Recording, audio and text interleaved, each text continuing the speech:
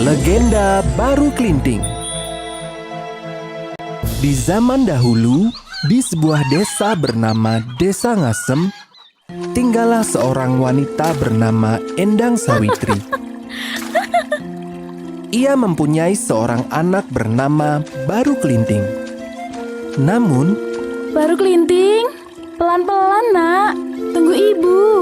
Iya bu, maaf. anaknya tidak berwujud manusia, melainkan seekor naga.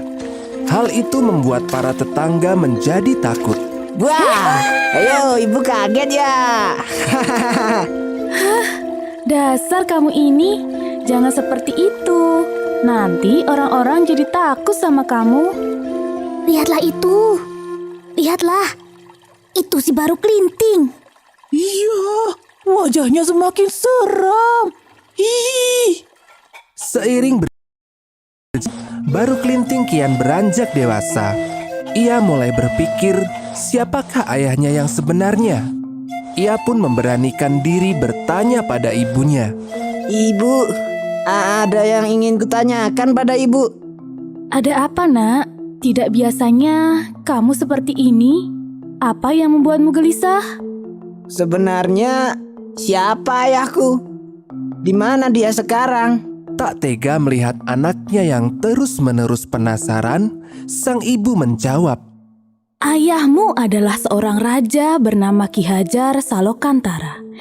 Kini dia sedang bertapa di gua lereng Gunung Telomoyo.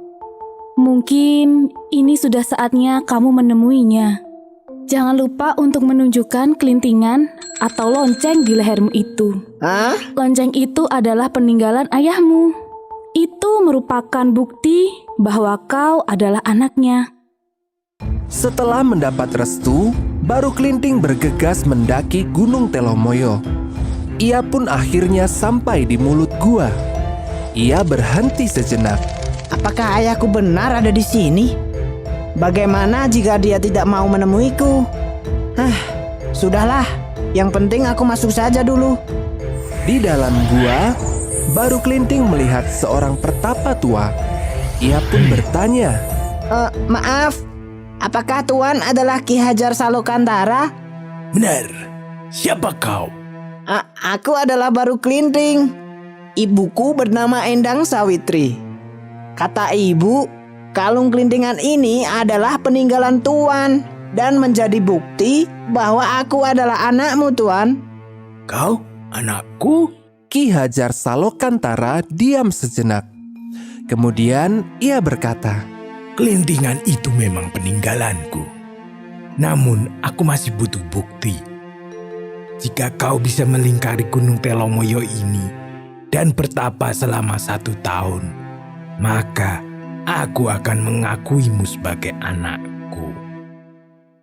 Baiklah, Tuan. Baru Klinting pun melaksanakan perintah Ki Hajar Salokantara. Dengan mudahnya, ia melingkarkan tubuhnya di Gunung Telomoyo. Kemudian, ia pun bertapa. Selama bertapa, ia begitu khusyuk. Semakin lama, tubuhnya tertutupi oleh tanah, lumut, serta dedaunan. Tubuhnya kini hampir tidak terlihat. Suatu ketika, beberapa warga desa Patok melakukan perburuan di lereng bukit. Mereka hendak berburu rusa sebagai jamuan di pesta sedekah bumi setelah masa panen selesai. Namun, hingga senja mulai datang, mereka tak melihat 1 ekor rusa pun. Mereka pun hampir menyerah. Kita pulang saja, Yuman. Aku capek. Iya, aku juga, Kir. Tunggu sebentar. Pucuk dicinta Ulam pun tiba. Sepertinya kita harus menunda kepulangan kita, Sukirman. Emangnya ada apa? Lihatlah, daging ular yang besar. Ternyata, salah satu dari mereka melihat tubuh Baru Klinting. Hehehe, kita bawa saja daging ini. Betul. Tapi, apa ular ini tidak berbahaya? Halah, coba kau lihat. Dia tidak bergerak. pasti sedang tidur. Mereka kemudian memotong ular itu dan membawa pulang dagingnya. Mereka tidak tahu jika ular tersebut adalah baru kelinting. Sepanjang perjalanan pulang, mereka terlihat sangat gembira. Hehehe. Pesta kali ini akan sangat meriah. Benar, kita berhasil mendapatkan daging yang banyak. Keesokan harinya, pesta sedekah bumi dirayakan di alun-alun. Di atas tikar telah terhidang berbagai makanan lezat. Para warga nampak menikmati hidangan daging ular itu. Hingga sebuah langkah kecil mendekati kerumunan warga. Ternyata ada seorang anak kecil yang tampak lusuh meminta sedikit makanan dari warga yang sedang berpesta. Paman, bolehkah aku meminta sedikit makanan? Enak saja. Ini daging tidak untuk kau. Mendapatkan dagingnya saja susah tahu. Pergi sana. Anak kecil itu berjalan mendekati warga lainnya. Namun, mereka juga bersikap sama. Paman, bolehkah aku meminta sedikit makanan? Aku lapar sekali, Paman.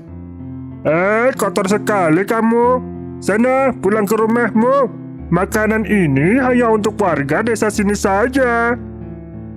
Setelah ditolak berkali-kali, ia pun meninggalkan kerumunan warga yang sedang berpesta. Setelah lama berjalan, ia berhenti di sebuah pondok kecil. Rumah itu milik seorang janda tua. Nek, bolehkah aku meminta sedikit makanan? Aku sudah lama tidak makan, Nek. Kasihan sekali. Masuklah, Nak. Aku punya makanan untukmu. Makanlah sepuasnya sampai kau kenyang. Aku tak tahu harus berbuat apa untuk membalas kebaikan nenek. Oh iya, Nek.